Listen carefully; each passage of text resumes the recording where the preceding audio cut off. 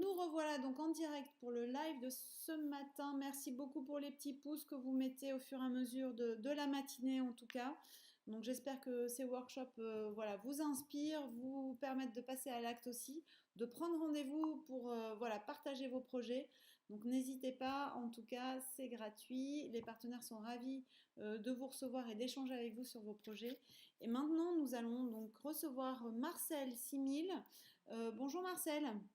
Bonjour, Vous allez bien? bonjour à tous, bonjour à toutes et à tous. Exactement. Donc du coup, nous allons parler de service à la personne avec vous ce matin. Oui, exactement. Voilà, je vous laisse présenter votre workshop et puis je vous retrouve tout à l'heure à la fin pour, voilà, pour voir s'il y a des questions et échanger Oui, avec les personnes. Voilà, je partage en même temps votre diaporama que vous verrez merci, dans quelques secondes. Voilà, c'est à merci vous. beaucoup. Voilà, alors je suis très enchanté en fait de pouvoir présenter le concept que nous sommes en train de développer en France et en Italie. Alors vous êtes déjà en fait sur la dernière slide. Alors, allons sur la première. Voilà, la suivante s'il vous plaît, Séverine. Voilà. Donc, l'objet en fait de notre concept, c'est, je dirais, en fait, je vais vous raconter deux histoires. On va commencer par là, ce sera beaucoup plus simple. Deux histoires qui vont éclairer un peu et la genèse et le développement en fait du concept. Euh, la première histoire, c'est Angela en fait, hein, qui a 56 ans et qui est du centre de l'Italie. Alors pourquoi du centre de l'Italie? C'est parce que notre société, à la base, est née, je dirais, dans cette partie de l'Italie, et elle a énormément souffert de la crise sanitaire, du Covid, parce qu'à un certain moment, je dirais, il y avait en fait beaucoup de personnes, du fait de la crise sanitaire, qui se sont retrouvées en fait sur le carreau et qui, souvent, les femmes, en fait, se sont mises comment dire, à travailler au black, alors disons les choses comme elles sont, à travailler au black pour soutenir en fait la famille, parce que je dirais dans ce pays, il n'y avait pas en fait les soutiens que nous avons pu avoir ici en France. Et alors, notre société de prestation de services à domicile a souffert. Et comme on connaissait les gens, par exemple Angela que nous connaissions, on lui a demandé mais comment se fait-il, enfin, etc. Elle nous a expliqué son histoire. Et quand on lui a dit, mais est-ce que ça t'intéresserait quelque part d'être à ton compte, et parce qu'elle avait bien compris que quelque part c'était pas très intéressant en fait de travailler au black, en tout cas pour, je dirais, pour le futur. Elle dit oui, mais je ne sais pas comment faire. Voilà. Et donc à partir de là, une idée en fait a germé en disant il y a quelque chose à faire, il y a en fait de l'accompagnement de potentiels auto-entrepreneurs dans les services à la personne à faire. Ensuite, avec notre société qui est implantée dans les Hauts-de-France, eh bien, on a fait, je dirais, le même type de démarche. Et alors là, c'est une autre histoire. Alors, j'ai retenu en fait une personne qui est un peu représentative de ce qui se passe. Euh, le contexte étant différent, hein, les services à la personne en France sont beaucoup plus cadrés, et l'auto-entrepreneuriat, grand bien nous fasse, en France également, je dirais, présente beaucoup d'avantages par rapport à d'autres pays. Et alors Frédéric, elle a 38 ans, et suite à un divorce, elle a dû en fait quitter son employeur. Elle travaillait dans les services à la personne, hein, et elle a dû quitter cette grande enseigne dont on entend souvent parler à la radio, parce qu'en fait, elle avait besoin de pouvoir gérer son emploi du temps pour pouvoir garder son fils Jules le mercredi.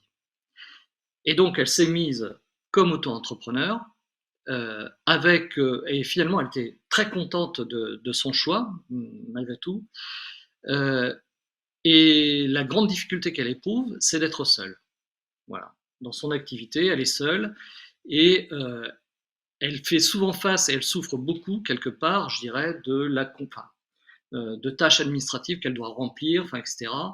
Et elle a souvent le nez dans le guidon. Elle ne peut pas être au four et au moulin. Et quelque part, en fait, quand elle rentre le soir, il faut qu'elle s'attache aussi en fait à faire de la facturation, du devis, enfin, etc. Voilà.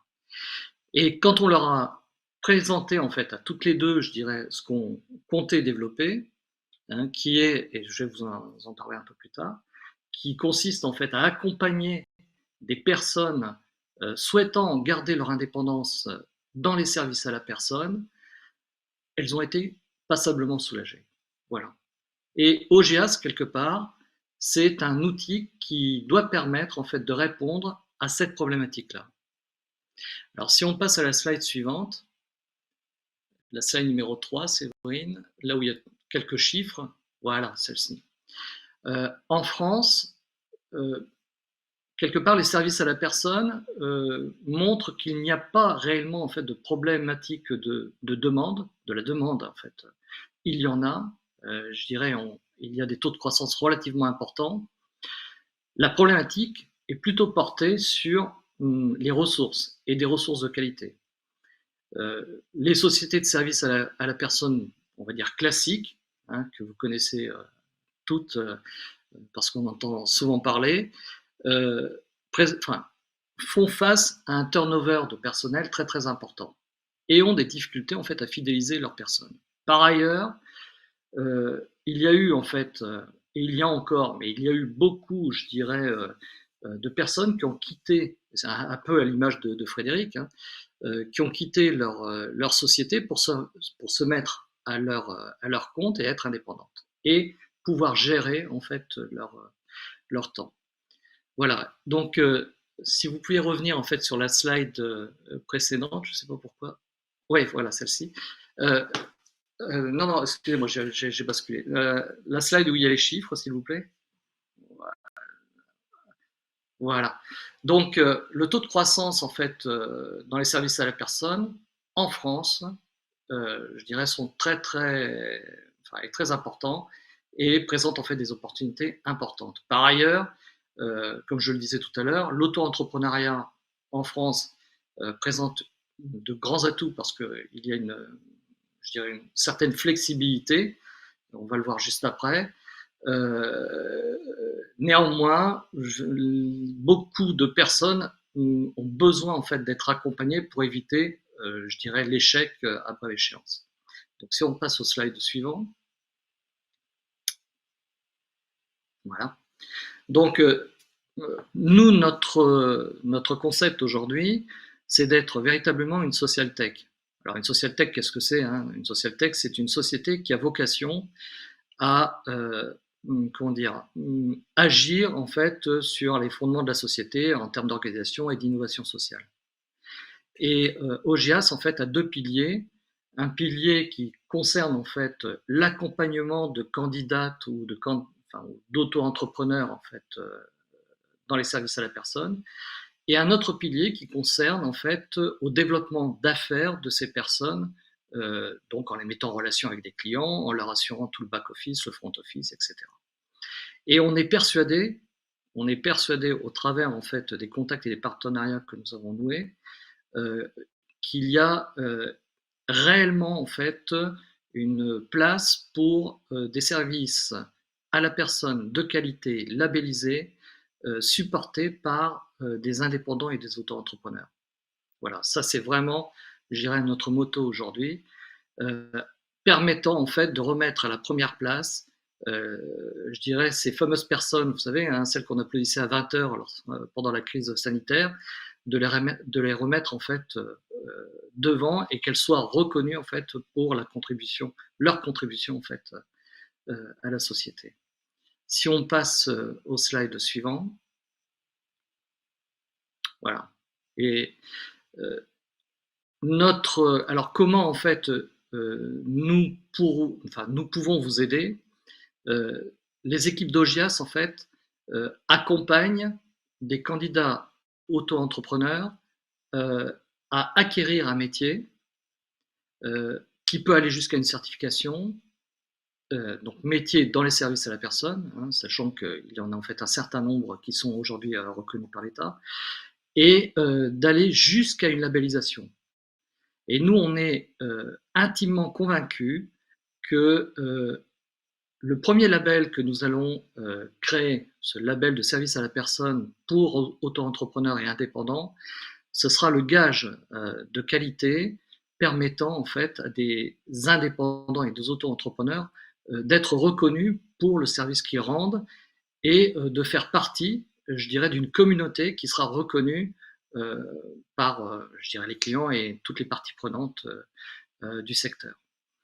On a développé un modèle unique et de compétences métiers et d'expertise avec des partenaires, je dirais, qualifiés en termes de formation, que ce soit aussi bien en fait dans l'auto-entrepreneuriat que dans les métiers.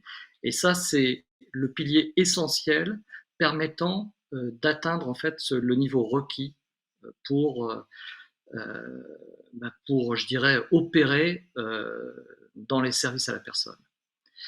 Et l'autre aspect en fait qui est important, OGIAS se veut d'être digital. Je m'explique. Dans les services à la personne aujourd'hui, vous avez deux mondes. Vous avez le monde, je dirais, classique, encore une fois, ceux que vous entendez à la radio, etc., qui ont, je dirais, leur vocation et je dirais, qui marche très très bien. Et puis, il y a un monde que nous tous avons déjà entendu parler, qui est un peu à l'image en fait de l'ubérisation, et qui fait, je dirais, de la marketplace, hein, je dirais presque à outrance, sans qu'il y ait cet accompagnement nécessaire au développement d'affaires. Néanmoins, dans les services à la personne, il y a également une place en fait pour, je dirais, un modèle digital, comme on l'a connu en fait dans la santé, comme on le connaît également en fait, je dirais dans l'alimentation, etc. Également dans les services à la personne, le modèle digital est un virage qui doit être pris. Et donc cette offre complète, ces 4 pavés là que vous avez sous les yeux, c'est ça qui fait, je dirais, la force du modèle que nous proposons et qui permet en fait à une personne, je dirais, intéressée pour développer une affaire dans les services à la personne, de ne pas être seule, d'avoir un mentorat continu pendant sa phase de formation jusqu'à la labellisation et ensuite dans son développement d'affaires. Parce que nous sommes convaincus que la personne sera plus encline en fait à ne pas baisser les bras si effectivement il y a quelqu'un à ses côtés tout au long en fait de son parcours. Je me répète, hein, qui va de l'initiation à la formation, à la labellisation, jusqu'à son développement d'affaires, c'est-à-dire la vente en fait, la recherche de clients et sa vente de prestations et puis évidemment la réalisation. Voilà. En quelques mots, j'ai pas voulu être trop long en fait sur le développement du concept. Je voulais laisser un peu la place en fait aux éventuelles questions qui pourraient en fait venir. Et donc si on va à la dernière slide, juste pour que vous ayez en fait vous toutes, voilà. Donc si vous avez quelques questions ou des contacts à prendre, n'hésitez pas. Ça, on pourra y revenir après, c'est vrai. Voilà en quelques mots, je dirais, le concept que nous développons. Ok, merci beaucoup Marcel. Donc là, nous n'avons pas de questions pour le moment. En tout cas, hop, je me remets bien à côté de vous. Voilà, on vous suit juste, en tout cas, il y a quelques interactions effectivement sur les pouces et Alors, sur le fait que vous aimez bien votre intervention, mais il n'y a pas de questions pour le moment. bon, alors ça veut dire que tout a été clair, c'est bien. Ce qu'on peut faire simplement pour donner un peu plus, je dirais, de contenu, je voudrais alors parler justement de ce modèle unique de compétences que nous avons développé avec des partenaires. Alors vous pouvez aller en fait à la slide, je crois que c'est la numéro 7, Séverine. Oui, alors, attendez, je reviens. Hop. Qui va permettre d'éclairer en fait ce que nous avons développé. Donc c'est la suivante. Attendez, hop.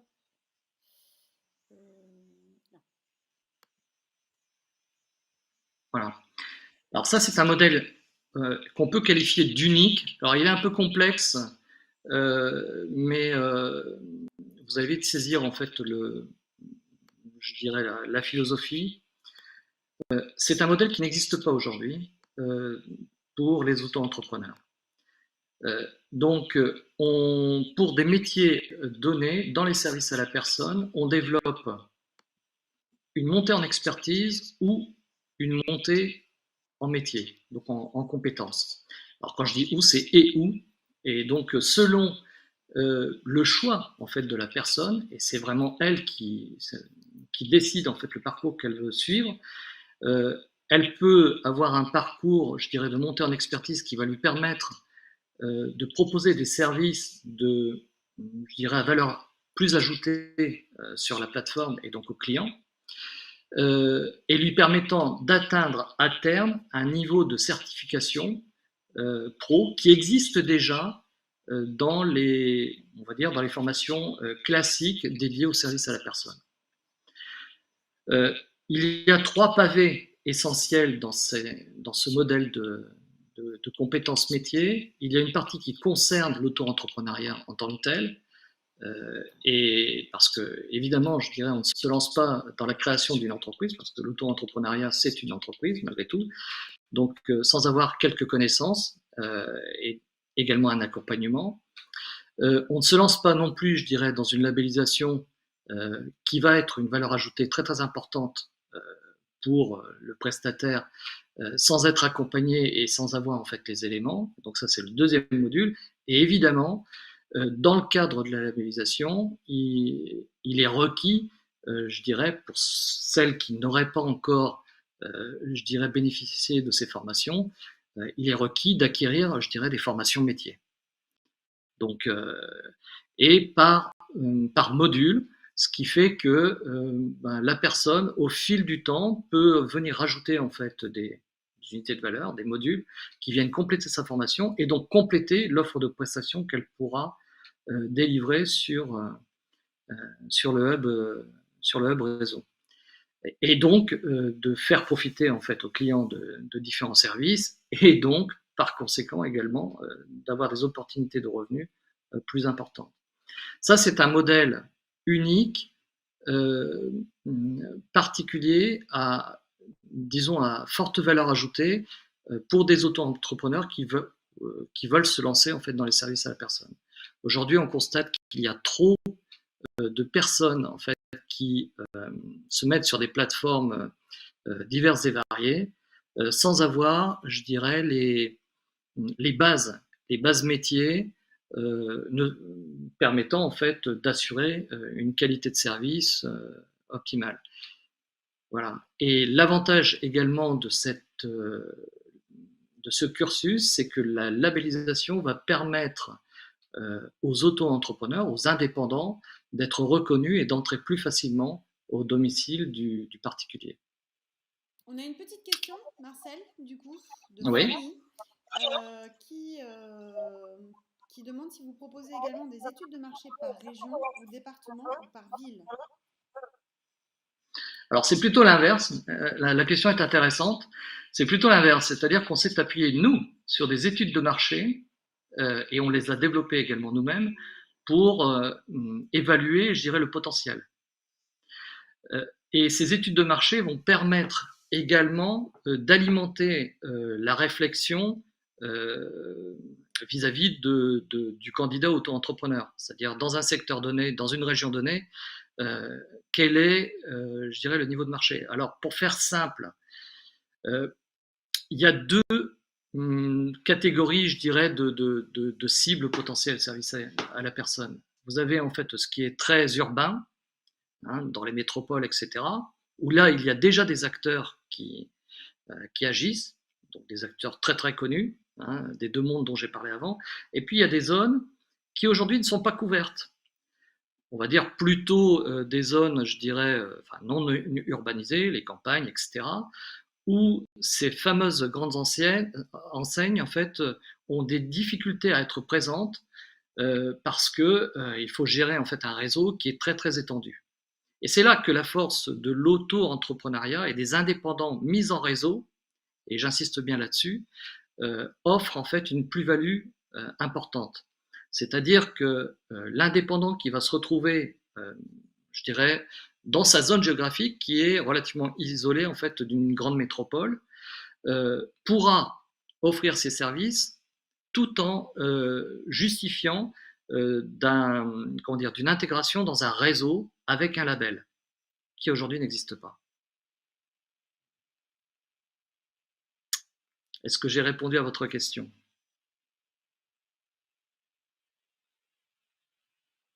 Je pense que oui, Marcel, vous avez bien répondu. Fanny nous remettra un petit commentaire si elle a besoin. En tout cas, voilà. Merci. Il vous reste encore quelques petites minutes. Je ne sais pas si vous vouliez rajouter autre chose. Alors, pour clarifier encore plus en fait les points, je dirais, sur lesquels nous apportons en fait l'accompagnement auprès des auto-entrepreneurs. Si vous allez en fait à la dernière slide, enfin l'avant-dernière slide, c'est vrai. Je crois que c'est celle-ci.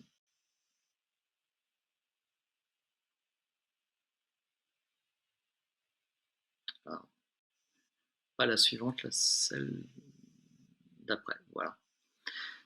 Donc, dans le cadre de, je ne sais pas si c'est très très lisible,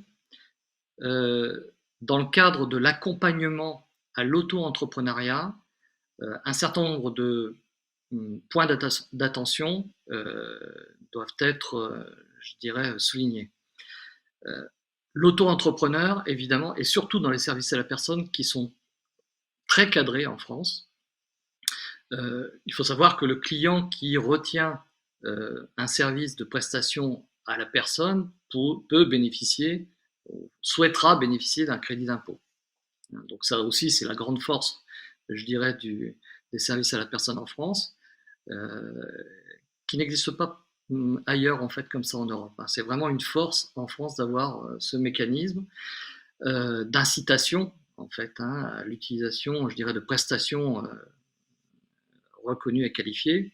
Néanmoins, l'indépendant devra assurer un certain nombre de tâches pour que d'une part, il puisse faire bénéficier aux clients de ce crédit d'impôt et donc, je dirais, d'acquérir ce client. Donc, il y a toute une phase de déclaration qui doit être faite. Il y a également en fait une certaine rigueur, et notamment en fait en termes de suivi de facturation, de devis, de contrôle qualité, etc., d'assurance professionnelle, qui doivent faire partie intégrante, je dirais, de l'offre.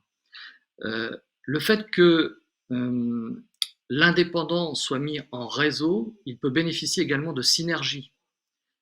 Ça aussi, c'est une grande force aujourd'hui. En fait, un indépendant seul, comme son nom l'indique, il est seul. Donc, s'il a besoin d'acquérir ou d'acheter, en fait, je dirais des produits ou d'avoir des moyens de financement, etc., il est seul.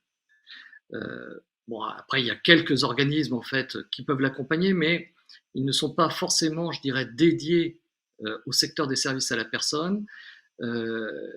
Et évidemment, il y a toujours des adaptations en fait à prévoir. Nous, le concept que nous développons aujourd'hui, c'est de faire bénéficier de la synergie du réseau, donc par exemple centrale d'achat, hein, des négociations en fait auprès de partenaires financiers, d'assurance, etc., qui pourront bénéficier à l'ensemble du réseau. Voilà. Ça, c'est aussi un atout, je dirais, très fort. Alors, la notion de réseau d'indépendants est très importante pour effectivement créer une synergie. Et on peut même imaginer en fait demain qu'un indépendant en réseau aura beaucoup plus de facilité en fait à trouver quelqu'un qui assure une continuité de service auprès d'un client si jamais lui est indisponible pour une raison X ou Y. Donc c'est vraiment un concept que que nous sommes en train de développer. Et cette communauté, parce qu'à la fin on parlera d'une communauté, c'est cette communauté qui fera vivre en fait le réseau en lui-même.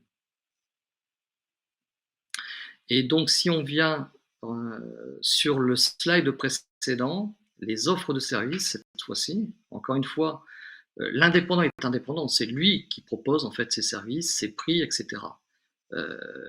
Non. La slide suivante. Voilà, celle-ci. Et donc, encore une fois, c'est l'indépendant qui propose ses services, c'est l'indépendant qui va proposer ses prix, mais évidemment, ces prix doivent répondre à un marché, et nous, on est là, avec d'autres partenaires d'ailleurs, en fait, pour l'aider à construire son prix et à vendre en fait ses prestations. Alors, les prestations qui aujourd'hui sont identifiées et qui seront labellisées, vous les avez en fait sous les yeux. Les 4 pavés en fait supérieurs concernent des services de la vie. Enfin, tous les pavés en fait concernent des services de la vie quotidienne. Les pavés supérieurs concernent en fait, je dirais, une aide à domicile, plutôt alors ce qu'on appelle assistance de vie à domicile, et les 3 pavés inférieurs, où on parle de l'assistance au numérique, l'assistance aux personnes, la maintenance en fait, et la surveillance d'habitation, sont d'autres types en fait de prestations, mais toujours dans le cadre des services à la personne reconnus en fait par les instances gouvernementales. Et encore une fois, je répète, le fait que il y a ce premier label de service à la personne pour indépendants mis en réseau, ce sera véritablement, je dirais, la plus-value pour permettre en fait aux uns et aux autres, aux unes et aux autres, de pouvoir vendre en fait leurs prestations dans les meilleures conditions possibles, et donc de développer leur chiffre d'affaires.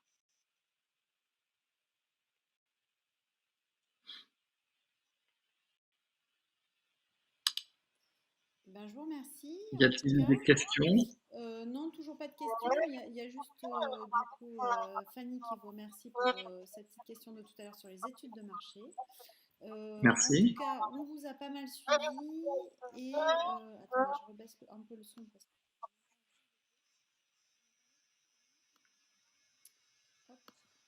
que... voilà, et ben en tout cas, voilà, du coup, je ne vais pas rester très longtemps en ligne parce que c'est pas très agréable. On vous retrouve en tout cas sur votre page. Oui. Et puis, possibilité aussi de prendre encore rendez-vous avec vous. C'est ça? Vous m'entendez ou pas? Je ne vous ai pas... Un petit peu mieux, allez-y. Donc, je disais juste que vous êtes sur le salon digital Oui. et qu'il vous reste encore quelques créneaux de rendez-vous pour vous rencontrer. Tout à fait. Tout à fait. Et on peut nous retrouver également, en fait, vendredi. Enfin, oui, moi, je serai personnellement, en fait, sur le site si quelques personnes souhaitent me voir également en physique. Merci beaucoup. Merci. Au revoir. Au revoir.